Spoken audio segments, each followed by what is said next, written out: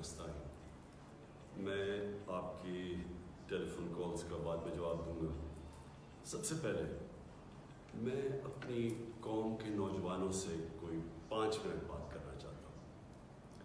میں اس لیے اپنے نوجوانوں سے بات کرنا چاہتا ہوں کہ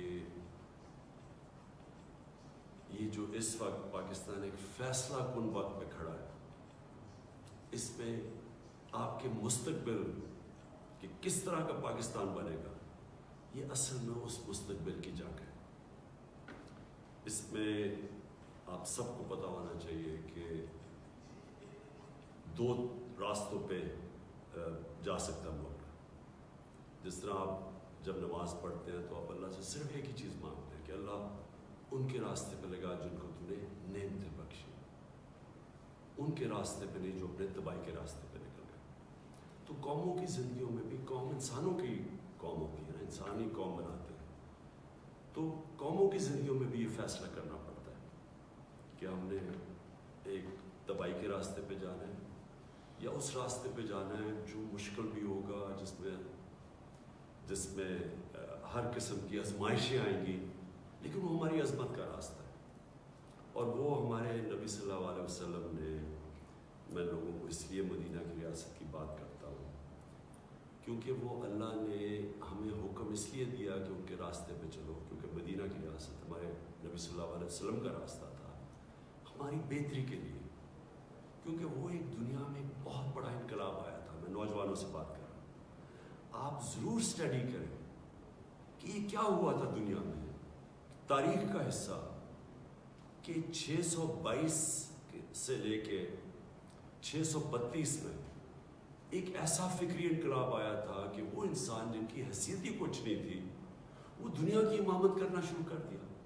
یہ ہسٹری ہے، یہ میتھولوجی نہیں ہے، یہ کوئی کہانیاں نہیں ہیں، یہ انسانی ہسٹری کا ایک چیپٹر ہے کہ 10 سالوں میں انہوں نے انسانوں کو بدل دیا تھا. صرف کوئی 12 سے 1400 لوگ مرے تھے اس پیریڈ میں. 10 سالوں میں جنگوں میں 12 سے 1400 لوگوں سے زیادہ نہیں مرے، لیکن وہ فکری انقلاب تھا. انسان چینج ہو گئے. اور وہ کیوں، کیسے چینج ہوئے، وہ اگر آپ نبی صلی اللہ علیہ وسلم کی زندگی پڑھ لیں، ان کی سیرت پڑھ لیں، تو آپ کو سمجھ آئے گی کہ وہ لوگ چینج کیسے ہوئے. آج پاکستان کی پالیٹکس ہے، 25 سال پہلے میں نے جو شروع کی تھی وہ آج ادھر پہنچ گئی ہے کہ آج ساری قوم نے اس فیصلہ کرنا ہے کہ ہم نے کدھر لے کے جانا ہے اپنے ملک کو، کیونکہ آپ کے ہاتھ میں، اور نوجوانوں آپ کے ہاتھ میں ہے. کیونکہ آپ نے، اگر آپ رائے حق پہ کھڑے ہوں گے جو اللہ کا حکم ہے، سیدھا راستہ رائے حق ہے. اگر آپ اچھائی کے ساتھ کھڑے ہوں گے، کیونکہ امر بالمعروف حکم ہے اللہ کا کہ اچھائی کے ساتھ کھڑے ہو، برائی کی خلاف کھڑے ہو، رائے حق پہ کھڑے ہو، جھوٹ کے خلاف کھڑے ہو، حکم ہے اللہ کا ہماری بہتری کے لیے. جب ایک معاشرہ یہ سچائی اور حق اور اچھائی کے ساتھ کھڑا ہوتا ہے تو وہ معاشرہ زندہ ہو جاتا ہے. جب وہ معاشرہ بیچ میں بیٹھ جاتا ہے کہ اچھا جی مجھے تو کچھ نہیں ہے، تو میری زندگی کو تو کوئی فرق نہیں پڑ رہا، تو جب انیکٹیو ہو جاتا ہے، جب وہ کچھ کرتا نہیں ہے، اصل میں وہ برائی کے ساتھ کھڑا ہو جاتا ہے. جب وہ نیوٹرل ہوتا ہے اچھائی اور برائی کے بیچ میں، وہ برائی کا ساتھ دینا شروع ہو جاتا ہے اور وہ معاشرے کی تباہی ہوتی ہے. جس طرح میں بار بار مولانا رومی کو کوٹ کرتا ہوں، جب انہوں نے کہا کہ ایک قوم تب تباہ ہوتی ہے جب اچھے اور برے کی تمیز ختم کر دیتی ہے. وہ ختم کب کرتی ہے؟ کہ جب وہ نیوٹرل ہو جاتی ہے، فیصلہ ہی نہیں کرتی. جب دیکھ رہی ہے کہ ایک طرف ملک کے اوپر کتنی بڑی سازش ہے، اور ثابت ہو گیا سازش کہ بکروں کی طرح نیلامی ہو رہی ہے سیاستدانوں کی جو ملک کی لیڈرشپ ہے، اور ان کو خریدا جا رہا ہے ایک گورنمنٹ کو گرانے کے لیے. باہر کی سازش، باہر سے سازش شروع ہوئی. یہاں میر جعفر اور میر صادق بیٹھے ہوئے ہیں سودا کرنے کے لیے، اپنے ذاتی مفادات کے لیے، ان کے ساتھ مل کر گورنمنٹ گرائیں. تو آپ ساری قوم کے پاس، نوجوانوں آپ کے لیے خاص طور پر، آپ کے پاس یہ نہیں کہ آپ چپ کر کے بیٹھے ہیں. آپ کو فیصلہ کرنا ہے جو بھی آپ سمجھتے ہیں अच्छाई किधर है, बुराई किधर है, आपको फैसला करना है। लेकिन आप चुप करके अगर बैठेंगे, आप बुराई का साथ देंगे। मैं ये चाहता हूँ कि आप सब एहतजाज करें, आप सब अपनी आवाज़ बुलंद करें। ये जो साजिश हो रही है मेरे लिए नहीं, अपने मुस्तकबिल के लिए। अगर ये कामयाब हो जाते हैं तो ये क्या होगा? इसका मतलब कि किसी बाहर की कुव्वत को अगर मुल्क की लीडरशिप नहीं पसंद, मुल्क का प्राइम मिनिस्टर नहीं पसंद, तो क्या वो 15-20 अरब रुपया खर्च करके गवर्नमेंट करा देगा? एक न्यूक्लियर आर्म पाकिस्तान की लीडरशिप चेंज हो सकती है। बाहर की कुव्वत थोड़े पैसे दे, इनको बकरों की तरह खरीदे ज़मीर फरोशों को, और गवर्नमेंट करा दे। तो आगे इस मुल्क का तो कोई मुस्तकबिल नहीं है। और आपको मैं नौजवानों इसलिए कह रहा हूँ, आपका कोई मुस्तकबिल नहीं है इस पाकिस्तान में, तो कोई मुस्तकबिल नहीं है आपका। इसलिए तो जो ज़्यादा पढ़ लिखता था वो बाहर चला जाता है। लेकिन ये आपका मुल्क है, इसके लिए आपको लड़ना पड़ेगा। और जब मैं कहता हूँ एहतजाज, ये आपका हक है। मैं एक जिंदा माशरे की बात कर रहा हूँ, बरतानिया जिंदा माशरा, क्योंकि मैं यूनिवर्सिटी भी वहाँ गया और मैं बड़े अच्छी तरह उस माशरे में जानता हूँ। जब उन्होंने नाजायज़ तरीके से झूठ बोल के वेपन्स ऑफ मैस डिस्ट्रक्शन का नाम लेके इराक के ऊपर हमला किया, तो 20 लाख लोग निकले एहतजाज करने के लिए। पुरअमन एहतजाज, कोई गमला नहीं टूटा, कोई तोड़ फोड़ नहीं, पुरअमन एहतजाज। क्योंकि उन्होंने कहा ये आप गलत कर रहे हैं, ये बुराई है कि झूठ बोल के किसी कौम के ऊपर हमला करना। 20 लाख लोग निकले और मैं उनके साथ, और किसी पार्टी ने नहीं उनको निकाला। वो खुद निकलते थे, गाड़ी से निकलते थे, बस से निकलते थे। अपना उन्होंने एक प्लेकार्ड उठाया हुआ था, उस पर कहा और वो चलना शुरू कर देते थे। जिंदा कौम, ये अल्लाह का हुक्म है आपको अमर बिन मारूफ कि आप अच्छाई के साथ खड़े होंगे और आप अपने मुस्तकबिल को बचाने के लिए खड़े होंगे। और फिर मैं आपको रिपीट कर दूं कि जो आपका एहतजाज होगा वो पुरअमन हो, किसी किस्म का अपने मुल्क को नुकसान ना पहुँचाए। ये हमारा मुल्क है। हम जब तोड़ फोड़ करते हैं, हम अपने लोगों का, अपने मुल्क का नुकसान पहुँचाते हैं। लेकिन पुरअमन एहतजाज, ये इससे सबसे बड़ा खौफ होता है इस तरह के गद्दारों को।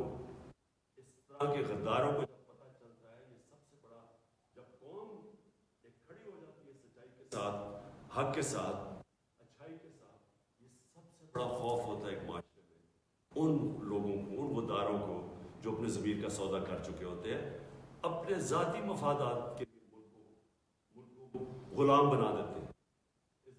की तारीख में मैं बार बार बता चुका हूँ, मीर जाफर और मीर सादिक कौन थे। एक ने, मीर जाफर ने अंग्रेज़ों के साथ मिलके एक मुसलमान जो हाकिम था सिराजुद्दौला, उसको मीर जाफर ने अंग्रेज़ों के साथ मिलके गिराया।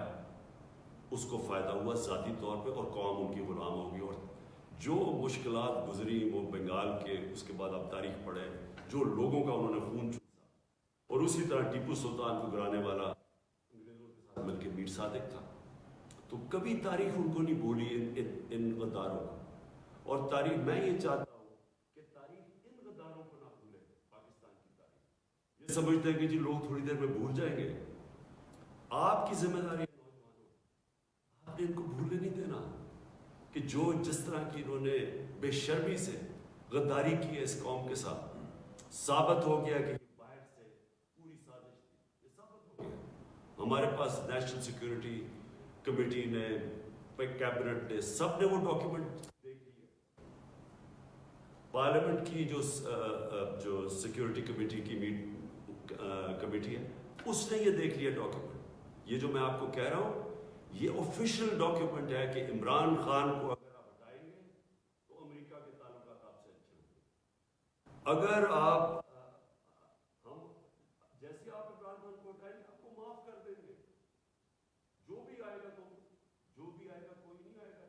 इनके साथ साजिश जिनके साथ हुई, पहले से ही पता है कि इमरान खान हटेगा तो ये वो शहबाज शरीफ जो एक्स-कंजरवाइव है वो पहुंच जाएगा, जिसके ऊपर अरबों रुपए की चोरी के केसेस हैं। وہ پہنچ جائے گا اور اس کے بعد ہمارے تعلقات ٹھیک ہو جائیں گے، یعنی کہ وہ وفاداری سے ہماری غلامی کرے گا۔ اس نے کل ٹی وی پروگرام میں کہہ بھی دیا ہے، بیگرز آر ناٹ چوزرز۔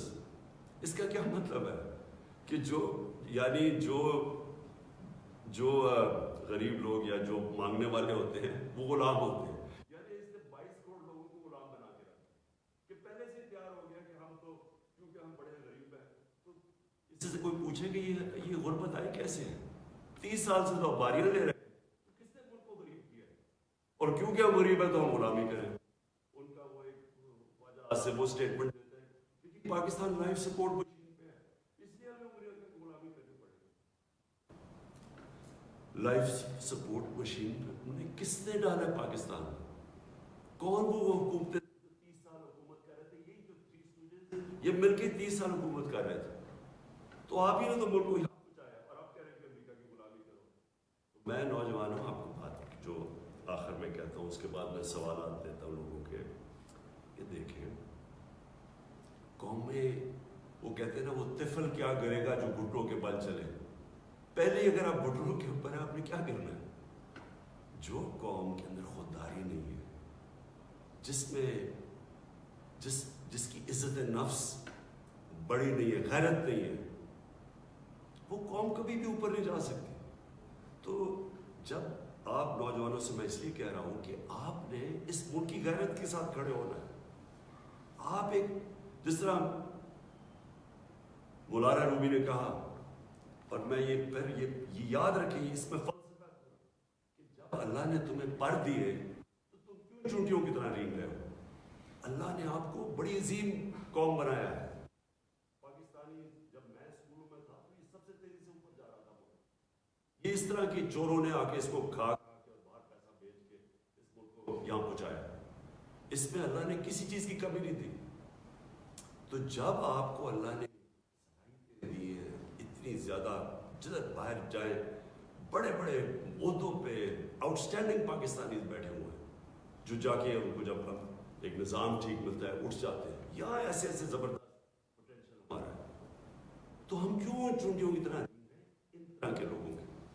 جب ایک قوم کو اس طرح کے حکمران مل جائیں جن کا صرف مقصد ہو کہ اپنی چوری کرو، چوری کا پیسہ باہر بھجواؤ، باہر کا پیسہ پڑا ہو، جن ملکوں کے اندر آپ کی کبھی ضرورت نہیں ہوگی کہ ادھر سے جو وہاں سے حکم آیا آپ نہ مانے کیونکہ وہ آپ کا پیسہ ضبط کر لیں گے، جس طرح آج روسیوں کے پیسے اور ان کی پراپرٹی ضبط کی جا رہی ہے، اس لیے ان کو بھی ڈر ہے، تو یہ ہمیشہ ان کی غلامی کریں گے اور ساری 22 کروڑ لوگوں کو آپ کے مستقبل کو غلام بنا دیں گے۔